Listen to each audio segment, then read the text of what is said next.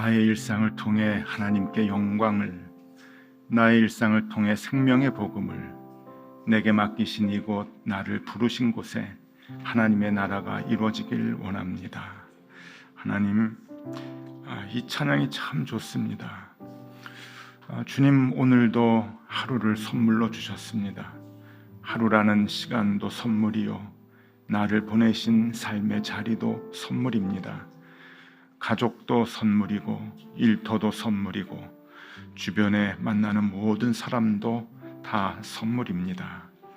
감사히 받으면 버릴 것이 없다 하셨는데, 우리가 이 모든 선물에 감사하게 하여 주시고, 살면서 감격이 넘쳐나게 하여 주시옵소서. 그래서 세월이 갈수록, 나이를 먹을수록 감사가 더욱 커지게 하여 주옵소서. 생각해보니 보잘것없는 인생 이렇게 사용해 주셨는데, 감사로 가득 찬 삶을 살다가 주님 앞에 서는 우리가 되게 하여 주시옵소서. 오늘도 이 시간 우리를 불러주심에 감사합니다. 이른 아침 여기에 모인 우리 모두가 하나님의 말씀을 함께 펴니다. 성경의 구절 속에 있는 주님의 뜻을 알게 하여 주시고, 행간에 있는 주님의 마음을 읽을 수 있게 하여 주시옵소서. 말씀에 듣는 것으로, 읽는 것으로 끝나지 않게 하여 주시고, 나에게 주시는 그 음성에 도전받고 또 손발이 움직이는 우리의 삶이 되게 하여 주옵소서. 이 시간 함께하여 주시기를 빌며 예수 그리스도 이름으로 기도드리옵나이다. 아멘. 하나님의 말씀 함께 보겠습니다. 열왕기하 14장 17절에서 29절까지입니다. 열왕기하 14장 17절에서 29절까지의 말씀을 한 절씩 교독하겠습니다. 제가 먼저 봅니다. 이스라엘의 왕 여호아하스의 아들 요아스가 죽은 후에도 유다의 왕 요아스의 아들 아마샤가 15년간을 생존하였더라. 아마샤의 남은 행정은 유다 왕 역대지략에 기록되지 아니하였느냐.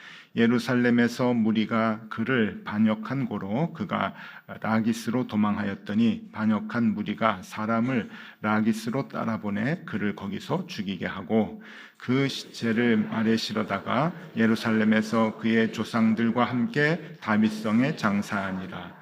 유다 온 백성이 아사랴를 그의 아버지 아마샤를 대신하여 왕으로 삼으니, 그때에 그의 나이가 16세라.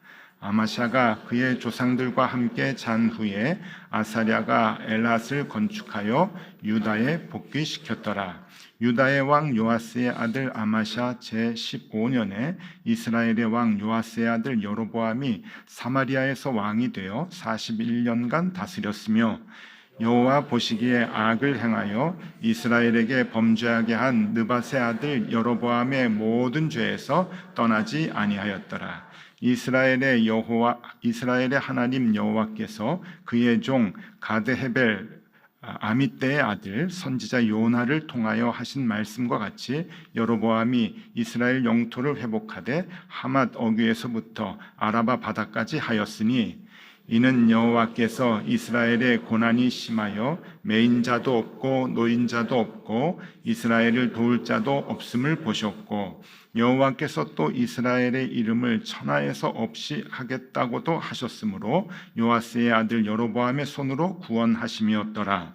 여로보암의 남은 사적과 모든 행한 일과 쌓은 업적과 다메섹을 회복한 일과 이전에 유다에 속했던 하맛을 이스라엘에 돌린 일은 이스라엘 왕 역대지략에 기록되지 아니하였느냐. 함께 봅니다. 여로보암이 그의 조상 이스라엘 왕들과 함께 자고 그의 아들 스가랴가 대신하여 왕이 되니라. 아멘.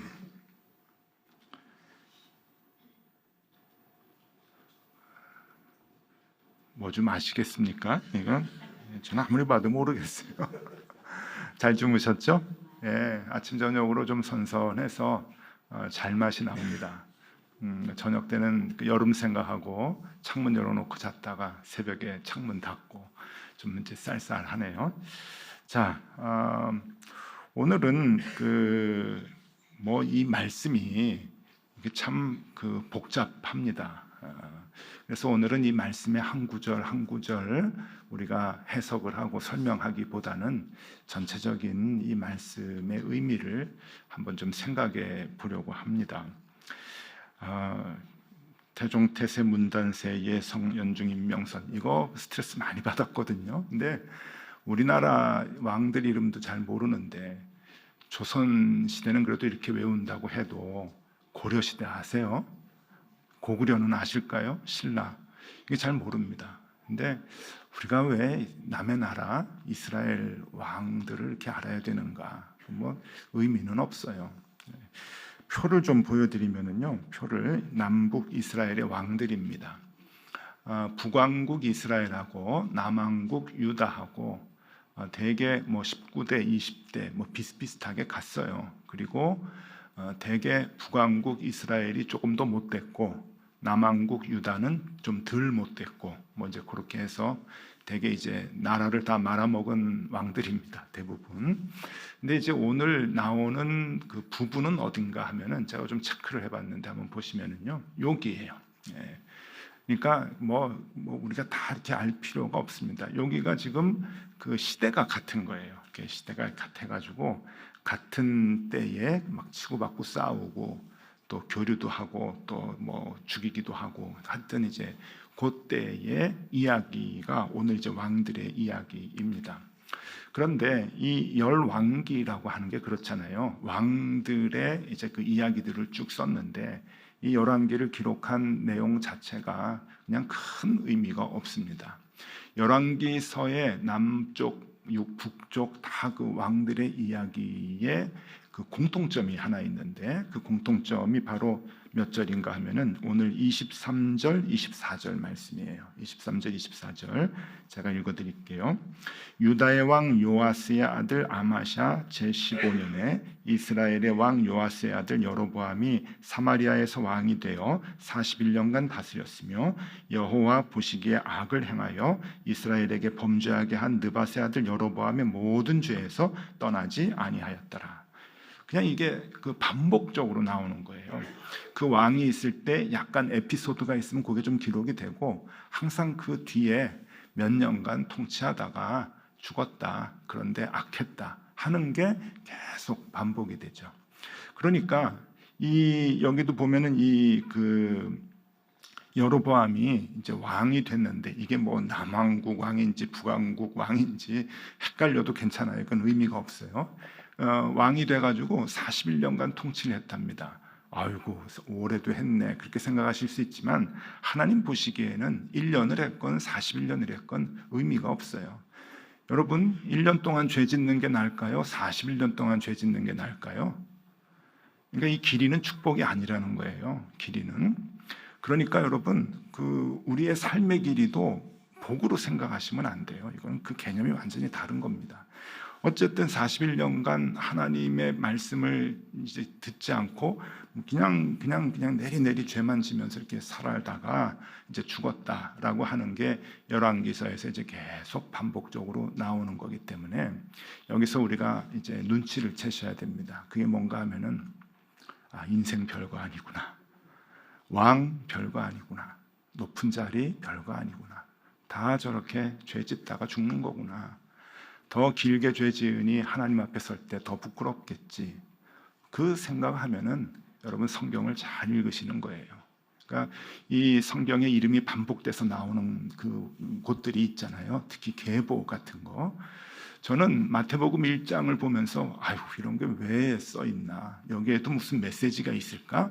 그렇게 생각을 했는데 나중에 보니까 나이 들어서 이제 읽어보니까 그 계보가 은혜가 제일 많이 돼요. 은혜가 거기에 메시지가 있더라고요. 인생 별거 아니구나. 낳고 죽고 누구 낳고 누구 죽고 그게 반복되는 게 인생이구나. 그 안에 내 삶이 있구나. 나도 그렇게 살다가 죽는구나 하는 것을 깨닫게 되니까 그게 은혜 중에 은혜더라고요.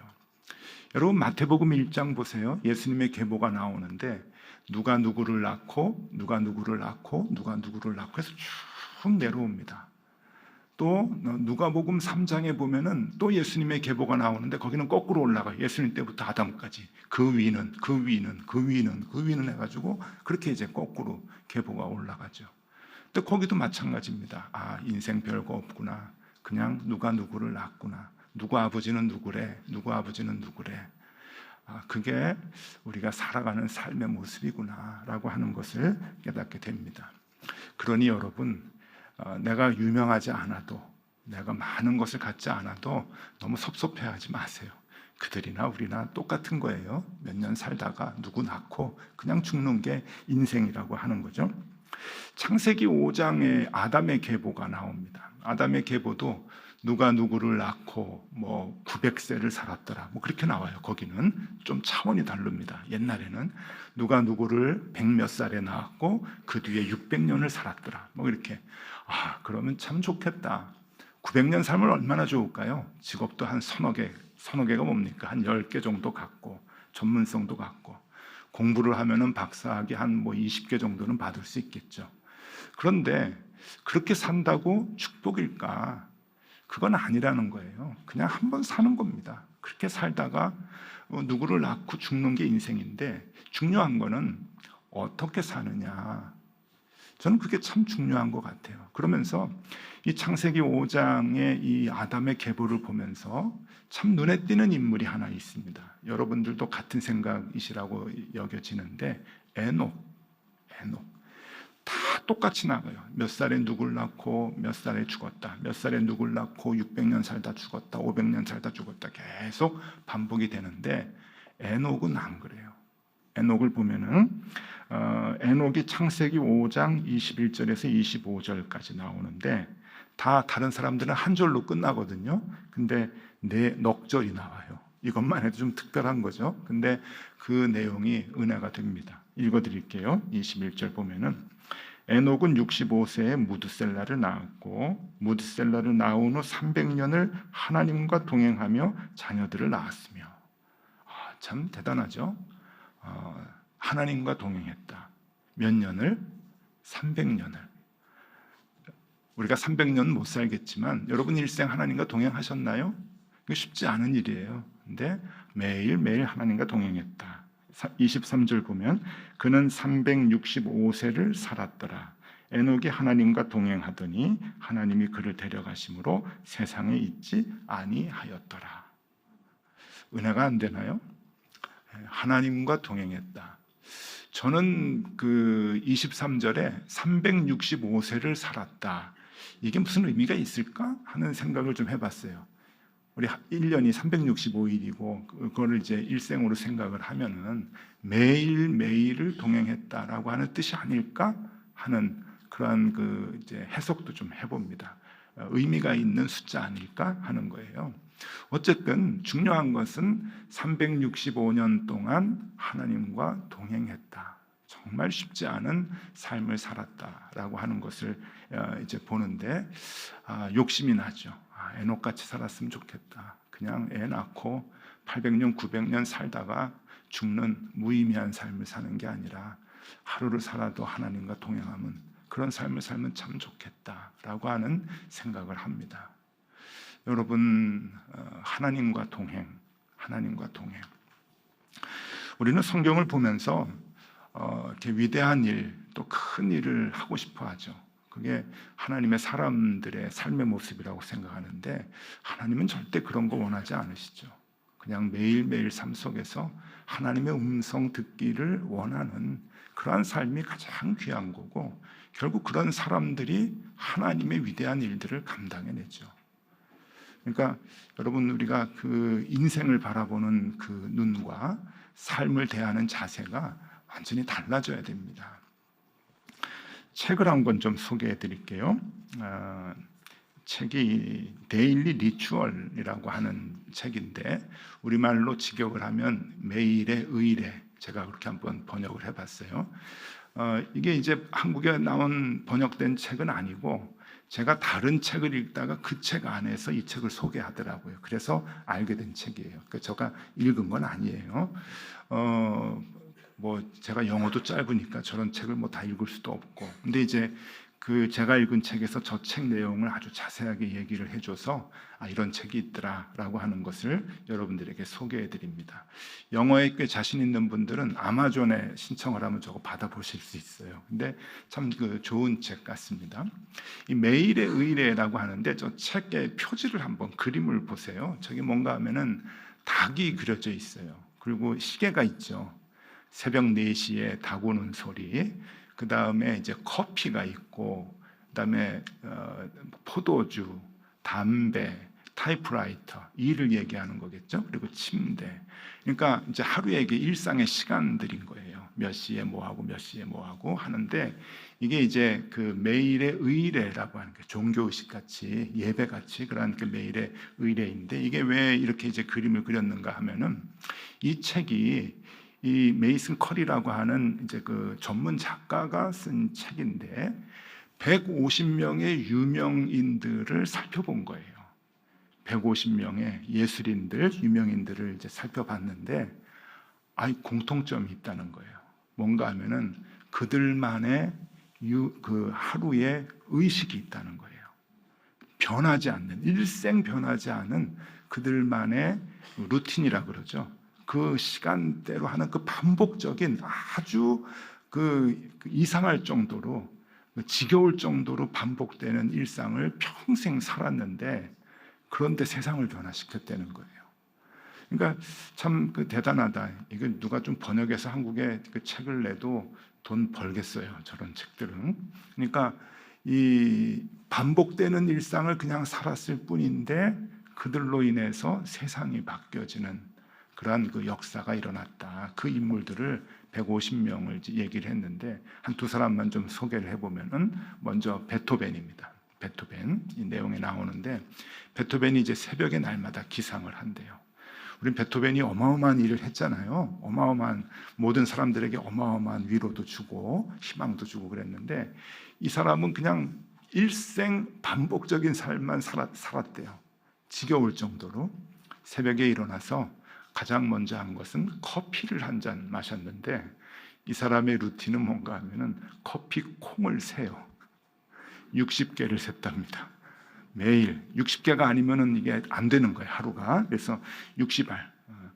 오늘도 우리 커피 먹는데 60알 이렇게 해서 먹으면 좋을 것 같아요. 이렇게 60알을 이렇게 세 가지고 자기가 세서 꼭 그렇게 커피를 갈아서 마셨답니다. 그리고 2시와 3시까지, 오후 2시에서 3시까지 늘 작곡을 했고, 그 다음에 산책을 나갔대요. 오선지를 들고 산책을 나가서 영감이 떠오르면 벤치에 앉아가지고 또 작업을 하고, 저녁에는 항상 맥주를 마셨답니다. 그리고 일찍 잠자리에 들었다. 그게 이제 매일의 삶이었대요.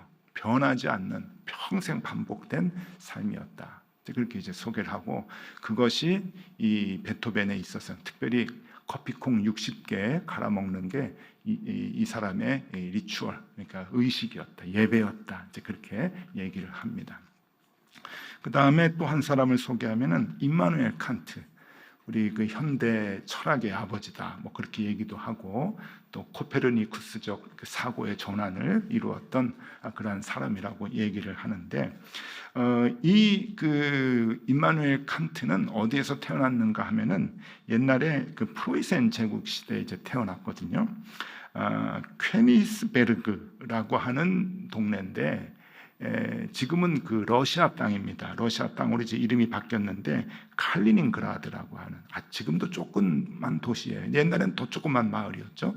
근데 거기서 태어나서 거기서 대학을 다니고, 조그만 대학인데 그 대학이 지금은 유명해져 가지고 이름을 칸트 대학이라고 이름을 바꿨어요. 그리고 거기에서 공부를 하고 연구를 하다가 거기에서 죽었어요. 그러니까 이 조그마한 시골 마을에서 평생 나가보지 않은 사람이에요. 다른 사람들 같은 뭐 유럽의 여러 나라 여행도 하고 그러는데 칸트는 그러지 않았고 그 조그만 마을에서 세상을 보고 그냥 세상을 논하고 이제 그랬던 사람이죠. 그런데 이 사람의 리추얼, 의식이 뭔가 하면은 역시 새벽에 일어나서 커피를 한 잔 마시고, 이게 저하고 공통적인 것 같아요. 이 위대한 사람들은 다 새벽에 일어나서 커피를 한 잔 하는 것 같은데, 그 다음에 강의 준비하고 식사하고 강의하고 산책하고, 그런데 이 사람의 의식이 뭔가 하면은요, 회색 코트를 입고 스페인 지팡이를 잡고 산책을 나가는데 항상 오후 3시 30분. 그래서 그가 나오면 동네 사람들이 오후 3시 30분이구나. 평생을 그렇게. 여러분, 얼마나 이거 지루합니까? 삶이 뭔가 좀 변화가 있어야 재밌잖아요. 좀 다이나믹하고 뭐 그런 게 좀 있어야 되지 않겠어요? 그런데 이 150명 대부분 특징이 변화가 없다는 거예요. 그냥 지루한 일생을 반복해서 살아가는데, 근데 그들의 삶을 통해서 세상이 변하고 영향력이 끼쳐진다 하는 참 의미가 있는 이야기 같습니다. 저도 이제 이 내용을 접하면서 이거 매일매일 반복되는 일상이 의미 없다고 생각이 들고 참 무의미하다. 그리고 지루하다. 나에게는 왜 이렇게 멋진 삶이 이렇게 펼쳐지지 않는가, 그런 생각을 할 때가 많이 있었는데 그게 아니더라고요. 그냥 매일매일의 삶 속에서 우리가 감사하고 거기에서 또 하나님과 만나고 동행하고 하는 이것이 가장 위대한 삶이라고 하는 것. 저는 우리 이 자리에 우리 자녀들, 아이들이 많이 오잖아요. 오늘 이 말씀을 준비하면서 그 생각이 좀 많이 들었어요. 우리 아이들이 성공적인 삶을 살고 싶어 하는데, 한번 사는데 멋지게 살았으면 좋겠잖아요. 근데 화려한 것이 멋진 게 아니에요. 가장 중요한 것이 있는데, 그것은 매일매일의 일상에서 하나님을 잃어버리지 않는 것.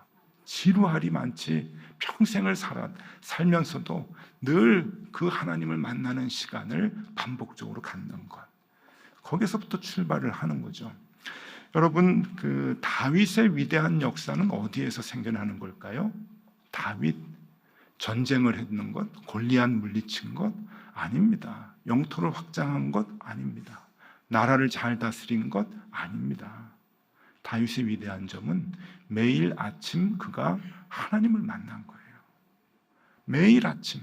성경의 위대한 사람들은 다 그래요. 다니엘의 위대함이 어디 있습니까? 총리 대신 사자굴에 들어가서 이긴 거 아니에요. 그의 위대함은 매일 하나님께 정한 시간에 기도하는 것.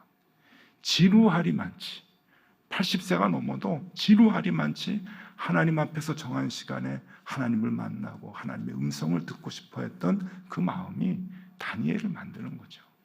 그 마음이 다윗을 만드는 거고요. 그래서 여러분, 시편 5편 1절에서 3절을 보면은 다윗이 이렇게 노래합니다. 여호와여, 나의 말에 귀를 기울이사 나의 심정을 헤아려 주소서. 나의 왕 나의 하나님이여, 내가 부르짖는 소리를 들으소서. 내가 주께 기도하나이다. 여호와여, 아침에 주께서 나의 소리를 들으시리니 아침에 내가 주께 기도하고 바라리이다. 매일 반복되는 삶이에요. 아침에 내가 주의 음성을 듣겠습니다. 다윗의 위대함, 다윗의 엄청난 위대한 역사는 바로 매일매일 반복되는 이 아침 시간에서 비롯됐다고 하는 거예요. 그러니까 여러분, 일상의 매일매일이 이게 지루한 게 아닙니다. 그래서 다윗은 시편 1편 1절 2절에서 이렇게 얘기하잖아요. 복 있는 자는 악인의 꾀를 따르지 아니하며 죄인의 길에 서지 아니하며 오만한 자의 자리에 앉지 아니하고 오직 여호와의 율법을 즐거워하여 그 율법을 주야로 묵상하는 자로다.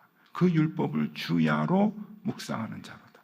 본인이 그렇게 했으니까 아침 저녁으로 하나님의 말씀을 묵상하는 자, 그 사람이 복 있는 자다. 왜 그러는가 하면은 원리는 그래요. 하나님이 다 하시잖아요. 우리 뒤에서 하시는 분은 하나님이시지 우리가 무슨 힘이 있겠어요. 제가 목회를 한다 그러면은 제가 무슨 힘이 있어서 목회를 하겠어요? 하나님이 뒤에서 하시는 거지. 그럼 하나님은 누구를 통해서 하실까? 주야로 묵상하는 자, 아침마다 하나님의 음성을 듣고자 하는 자. 아침마다 음성을 들으니까 야, 너 골리앗하고 나가서 싸워. 내가 도와줄게. 그걸 듣는 거예요. 아는 거죠. 그러니 나가서 싸우는 거죠. 용맹해서 싸운 게 아니에요. 아침에 하나님의 말씀을 들었기 때문에 싸우는 거죠. 너 칼 안 가져가도 돼. 내가 싸워줄 텐데 뭘 걱정하냐. 그러니까 돌멩이 가지고 또 나가는 거예요. 여러분, 우리에게 필요한 것은 바로 그 일상, 매일매일이 반복되는, 지루하리만치 반복되는 일상이지만 아닙니다. 그 시간은 축복의 시간이에요. 축복의 시간, 하나님을 만나고 하나님의 음성을 듣는 그 일들을 우리가 놓치지 않고 그 일상이 반복이 될 때, 여러분, 그 일상이 일생이 되는 과정에서 하나님의 놀라운 역사들이 나타나게 된다라고 하는 거죠. 우리 이 자녀들 오늘 이 자리에 왔는데 목사님이 하나 부탁할게요. 제가 중학교 3학년 때 교회를 너무너무 사랑해서 이제 목사가 되기로 작정을 하고, 그때 이제 선교사가 되기로 작정을 했어요. 작정을 하고 정말 교회가 너무 좋았어요. 그래서 그때부터 하나님하고 약속을 하나 했죠. 그 약속이 이제 열정이 되고 그 열정이 습관이 됐는데, 지금도 뜨거운 마음은 없지만 그 습관은 계속 이어져요. 지금 이 나이가 되도록 중학교 3학년 때 하나님하고 했던 약속들이 습관이 됐는데, 그게 뭔가 하면 딱 두 가지입니다. 첫 번째 뭔가 하면은 아침에 일어나면 제일 먼저 기도하기, 하나님 만나는 거예요. 두 번째는 잠자기 전에 기도하기. 지금까지 하고 있습니다. 뭐 기도라고 하는 게 자리를 펴놓고 방석 깔아놓고 무릎 꿇고 뭐 그런 거 아니에요. 처음엔 좀 그렇게 했죠. 중학교 3학년 때는. 그러다 지금은 이불 속에서 해요. 그냥 눈 딱 뜨면은 주님, 뭐 딴 거 보기 전에, 스마트폰 보고 어제 무슨 소식 왔나 그런 거 보기 전에 먼저 침상에서 기도합니다. 하나님, 오늘 선물로 주셨네요. 감사합니다. 하나님 감사합니다. 오늘 또 많은 사람들에게 우리 하나님 또 얘기도 하고, 그리고 내가 하나님의 사람이라고 하는 것을 좀 느낄 수 있게 그렇게 살면 좋겠고, 남들을 좀 높이고 내가 만나는 사람들 좀 세워주면서 그렇게 살았으면 좋겠습니다. 아침에 그 기도를 합니다. 잘 될 때도 있고 그렇게 잘 안 될 때도 있어요. 밤에 잘 때 기도하죠. 하나님, 오늘 감사했습니다. 하나님 동행했습니다. 나이 50이 넘어가면서 꼭 밤에 잘 때 하는 기도가 있어요. 지금도 합니다. 그게 뭔가 하면, 오늘 잠을 잤는데 눈을 뜨지 못해도 하나님 저 반겨주세요. 그 기도는 꼭 해요. 젊었을 때는 안 됐는데 나이 50 넘으니까 자동적으로 나오네요. 하나님, 지금 잤는데, 눈을 감고 자는데 내일 아침 혹 눈 못 뜰 수 있잖아요. 근데 불만 없습니다. 근데 하나님, 지금 하나님 나 만나면 하나님이 기뻐해 주실까? 하나님 저 기뻐해 주세요. 절 잘 맞이해 주세요. 하는 그 기도를 매일 합니다. 우리 자녀들에게 이거 부탁하고 싶어요. 오늘 왔는데 얘들아 복 받았다. 복 받았어요. 꼭 2개 하면 좋겠어요. 하고 있는 친구들도 있을 텐데, 아침에 일어나면 제일 먼저 하나님하고 대화하기. 침대에 누워서도 괜찮아요. 하나님 감사합니다. 오늘 하루 선물로 주셨네요. 반복되는 일상이지만 지루하지 않게 생각하고 감사로 하루를 받게 해주세요. 어제하고 다르지 않아요. 크게 뭔가 일어나지 않아요. 그래서 지루할 수 있어요. 아무 의미 없다고 생각할 수 있어요. 그런데 하나님 대화하고 그냥 하루 또 시작하는 거예요. 그리고 자기 전에 또 하나님께 기도하는 거예요. 감사했습니다. 하나님, 잘못한 거 있으면 반성하고 내일은 좀 더 잘하겠습니다. 그 기도하면서 그렇게 살아가는 거죠. 1년, 2년, 3년 그렇게 큰 변화는 없을 거예요. 근데 이상해요. 10년, 20년, 30년 살아보니까 많이 변해 있어요. 참 이상하죠. 아무것도 아닌 것 같은데 많이 변해 있어요. 제일 감사했던 것은 딴 길로 가지 않고, 많은 유혹이 있는데 딴 데 빠지지 않고 하나님의 방법으로 바르게 걸어갈 수 있었다고 하는 것은 축복 중에 축복이죠. 우리 아이들에게 얘기합니다. 살다 보면 유혹이 많아요. 사람들이 자꾸 꼬셔요. 돈이 더 좋아.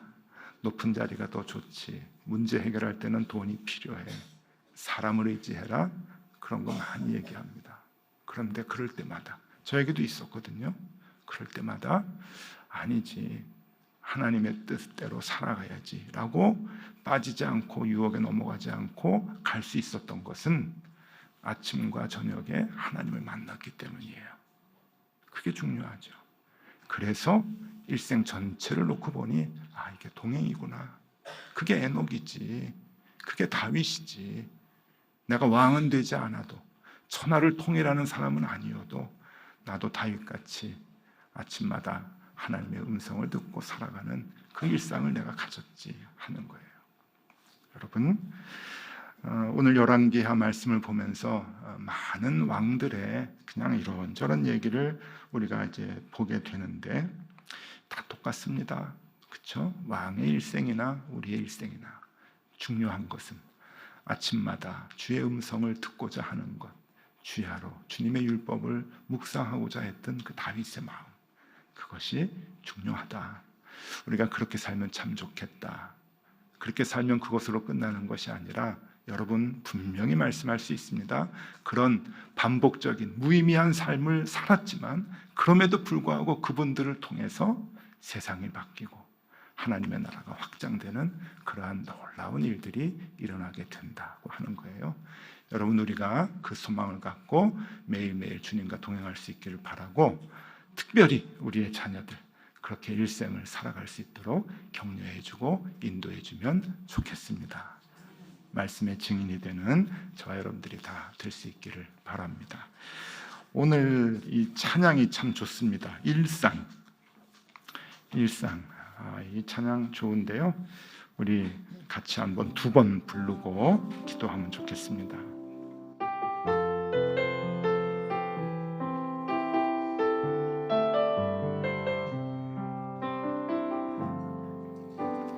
나를 보내사 서게 하신 곳, 가장 위한 곳이 바로 이곳이라. 내게 주신 곳 광야와 같아도 믿음과 소망 가지고 최선을 다하리. 나의 작은 삶 주께 드릴 때 나의 삶을 통해 주 영광 받으리. 내게 맡기신 가장 귀한 이곳, 감사와 순종으로 오늘을 살리라. 나의 일상을 통해, 나의 일상을 통해 하나님께 영광을, 나의 일상을 통해 생명의 복음을, 내게 맡기신 이곳, 나를 부르신 곳에 하나님의 나라가 이루어지길 원합니다.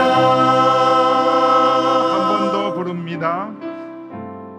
나를 보내사, 나를 보내사 서게 하신 곳, 가장 위한 곳이 바로 이곳이라. 내게 주신 곳 광야와 같아도 믿음과 소망 가지고 최선을 다하리. 나의 작은 삶 주께 드릴 때 나의 삶을 통해 주 영광 받으리. 내게 맡기신 가장 귀한 이곳, 감사와 순종으로 오늘을 살리라. 나의 일상을 통해 하나님께 영광을, 나의 일상을 통해 생명의 복음을, 내게 맡기신 이곳, 나를 부르신 곳에 하나님의 나라가 이뤄지길 원합니다. 나의 일상을 통해 하나님께 영광을, 나의 일상을 통해 생명의 복음을 내게 맡기신 이곳, 나를 부르신 곳에 하나님의 나라가 이루어지길 원합니다. 주님 감사합니다. 하루하루가 주님의 선물입니다. 주님, 매일매일이 세상을 바꾸는 위대한 날입니다. 그 하루를 주님과 동행하게 하여 주시옵소서. 우리의 매일이 특별하지 않아도 일상적인 일들의 반복이라 할지라도 주님의 음성에 귀를 기울이게 하여 주시고, 그래서 주님과 동행하게 하여 주시옵소서. 매일의 삶이 소중함을 발견하게 하여 주시옵소서. 주님, 우리의 교우들의 주님과의 매일매일의 교제가 나와 세상을 바꿔나가기 위해 성령님께서 일하시는 그 출발이 되게 하여 주시옵소서. 지금은 우리 구주 예수 그리스도의 은혜와 하나님 아버지의 크신 사랑과 성령님의 교통하심이 의미 없다고 생각되는 매일의 반복 속에서도 주님의 음성 찾고 주와 동행하여 주님이 기뻐하시는 삶 살아가야 할 높은 뜻 덕소교의 모든 교우들 위에와 특별히 안심 기도회에 나온 우리들의 자녀들 위해 언제나 함께 하시기를 간절히 축원하옵나이다. 아멘.